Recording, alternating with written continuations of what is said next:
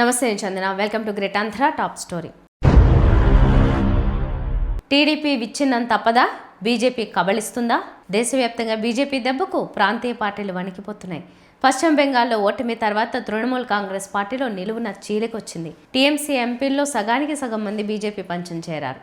ఎమ్మెల్యేల పరిస్థితి కూడా అంతే. అధికారం లేకపోతే కనీసం నెల రోజులు కూడా ప్రతిపక్షంలో కూర్చునే పరిస్థితి కనిపించడం లేదు. మరోవైపు బీజేపీ ప్రమాదకర రాజకీయ ఆట ఆడుతోంది. కేంద్రంలో అధికారాన్ని చెలాయిస్తున్న బీజేపీ తన చేతుల్లోని సిబిఐ, ఈడీ, ఐటీ వ్యవస్థల్ని ప్రత్యర్థులపైకి ఉసిగొలుపుతోంది. దీంతో వారంతా బీజేపీని శరణు కోరాల్సిన దయనీయ స్థితి ఏర్పడింది. తాజాగా మహారాష్ట్ర, ఉత్తరప్రదేశ్లో మరోసారి విపక్ష పార్టీల్లో చీలిక తీసుకురావడంలో బీజేపీ సక్సెస్ అయింది. దమ్ముంటే తనను అరెస్ట్ చేయాలని మాజీ ముఖ్యమంత్రి, సమాజ్వాదీ పార్టీ అధ్యక్షుడు అఖిలేష్ యాదవ్ బీజేపీ అగ్రనేతలకు సవాల్ విసిరారు. సమాజ్వాదీ పార్టీ ఎంపీలను తమ వైపు తిప్పుకోవడంలో బీజేపీ దూకుడు ప్రదర్శించింది. ఇలా దేశవ్యాప్తంగా ప్రాంతీయ పార్టీలపై బీజేపీ వ్యూహాత్మకంగా పంజా విసురుతోంది.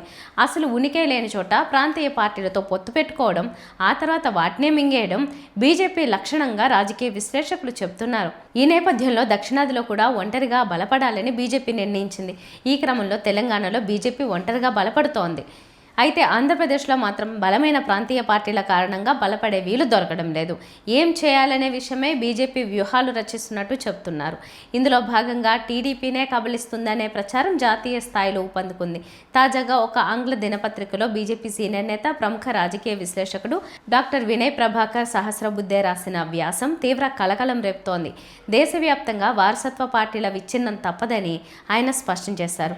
సదరు వ్యాసంలో కాంగ్రెస్, ఎన్సీపీ, తృణమూల్, టీడీపీ, శివసేన, సమాజ్వాదీ పార్టీ, డీఎంకే వంటి అత్యంత వంశపారపర్య పార్టీలు విచ్ఛిన్నం కావడం ఖాయమని తేల్చి చెప్పారు. ఒకవైపు ఏపీలోనూ జాతీయ స్థాయిలోనూ మిత్రపక్షంగా టీడీపీ ఉన్నప్పటికీ రాజకీయ వాస్తవాలను చెప్పడంలో వినయ్ సహస్రబుద్ధే వెనకాడలేదనే కామెంట్స్ వినిపిస్తున్నాయి. టీడీపీలో విచ్ఛిన్నం తీసుకురాగలిగే శక్తి, యుక్తి కేవలం బీజేపీకి మాత్రమే ఉంది. ఎందుకంటే వ్యాసకర్త రాసినట్టు కాంగ్రెస్ కూడా విచ్ఛిన్నం అవుతుందని చెప్పినప్పుడు ఇక టీడీపీలో చీలిక తీసుకురాగలిగే పార్టీ ఏదని అడిగితే ఎవరైనా బీజేపీ పేరే చెప్తారు. ఇందులో రెండో మాటకే చోటు లేదు. దేశవ్యాప్తంగా ప్రాంతీయ పార్టీలో చీలిక తీసుకొస్తూ రాజకీయ పబ్బం గడుపుకుంటున్న బీజేపీ తీరుపై టీడీపీ గుర్రుగా ఉంది.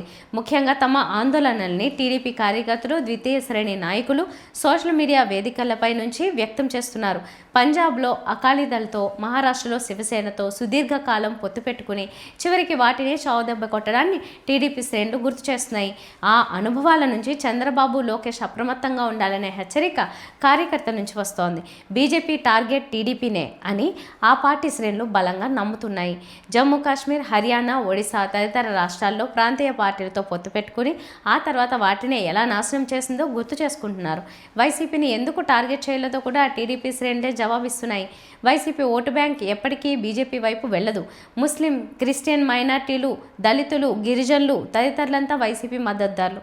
వీరంతా కాంగ్రెస్ లేదంటే వైసీపీకే అండగా నిలుస్తారు. ఒకవేళ వైసీపీని దెబ్బతీస్తే దాని స్థానంలో కాంగ్రెస్ బలపడుతుందని బీజేపీకి తెలుసని టీడీపీలో అంతర్గతంగా చర్చ జరుగుతోంది.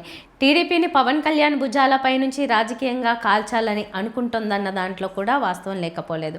అందుకే సనాతనం పేరుతో పెద్ద ఎత్తున ప్రచారం చేస్తుండడాన్ని కూడా టీడీపీ జాగ్రత్తగా గమనిస్తోంది. ఫైనల్గా టీడీపీకి మిగిలేది కేవలం కమ్మ సామాజిక వర్గమే అనే చర్చ పెద్ద ఎత్తున సాగుతోంది. రాజకీయంగా టీడీపీ పతనం ప్రారంభమైతే ఆ ప్లేస్కు ఆక్రమించడానికి బీజేపీ కాచు కూర్చుందన్నది వాస్తవం. భవిష్యత్తులో టీడీపీని రాజకీయంగా దెబ్బకొట్టి బీజేపీ బలపడదనే గ్యారంటీ లేదు. రాజకీయాల్లో ఏమైనా జరగచ్చు.